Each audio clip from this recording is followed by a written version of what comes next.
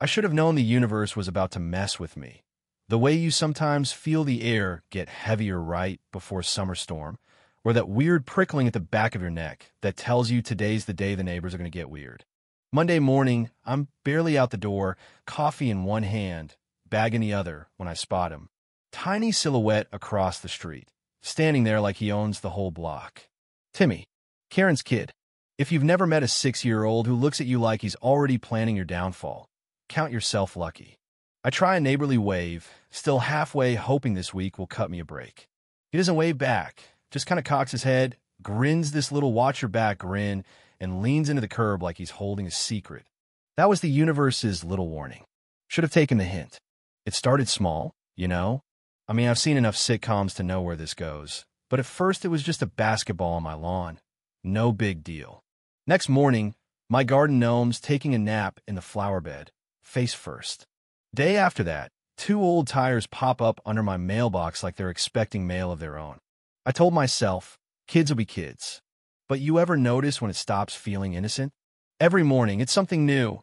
A sprinkler hose draped across my driveway, a weird streak on my car window that smelled like glue and regret.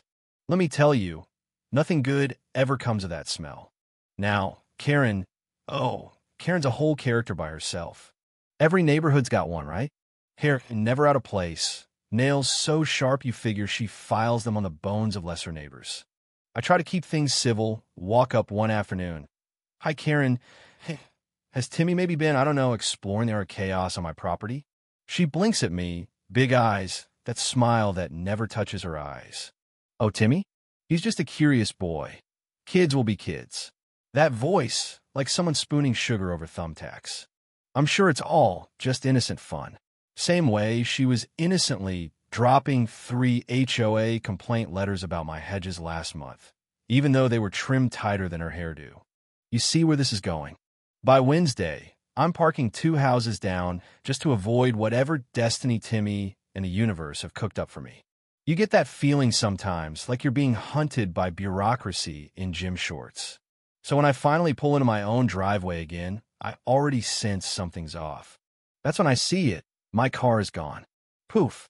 Like David Copperfield came by and decided my Camry was his next big trick. There's a tow truck ticket flapping on my mailbox, illegal parking, HOA, common path violation. Now, I know for a fact I parked legally. I double, triple checked. But apparently, logic takes Mondays off. I stomp over to Karen's, still in denial. She opens the door practically glowing, like her house runs on pettiness and scented candles. Karen, did you? She just blinks those eyelashes at me, feigning confusion. Oh dear, I have no idea what you mean. Maybe it was just a mistake. Sure, a mistake, the same way a fox accidentally ends up in the henhouse. I walk home, ticket in hand, mind spinning. There's Timmy, back on the curb, arms crossed, grin in place, soaking it all in like a king surveying his kingdom. But then something caught my eye. The tow truck hadn't left. It's just sitting there, rumbling, smelling like burnt rubber and suburban malice. The driver's leaning against the cab, chewing gum, like he's waiting for the popcorn to start popping. Timmy's watching me, not blinking, just waiting for me to crack. I want to yell, call Karen out, demand my car back, but there's something in the way Timmy looks at me that stops me. This isn't just a prank anymore. This is strategy. The driver finally calls over. Hey, you the owner? I try to keep it together. Yeah, that's my car. I parked legally. He shrugs, like I'm bothering him on his break. HOA called it in. I just tow. Don't shoot the messenger. I could feel my blood pressure climbing, but I know how these things go. The messenger's always bulletproof. So I do what every rational adult would do.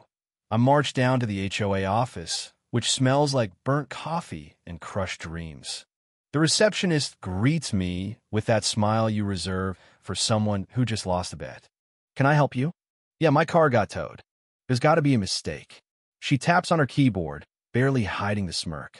Oh, Timmy's mom reported you. Said you were blocking common property. Of course. The web tightens. Karen, playing chess while I'm stuck in checkers. When I get home, it's escalated. My mailbox is overflowing with HOA notices. Hedges too high, lawn too wild, mailbox too mailboxy. Through it all, Timmy's perched on his curb like a little general, monitoring the front lines.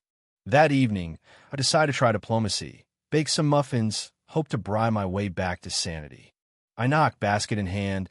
Karen, maybe we could talk about Timmy in the car and, being neighbors. She looks at those muffins like they're radioactive. Sorry, so busy, Timmy has homework. Boys must focus, you understand. Homework, right?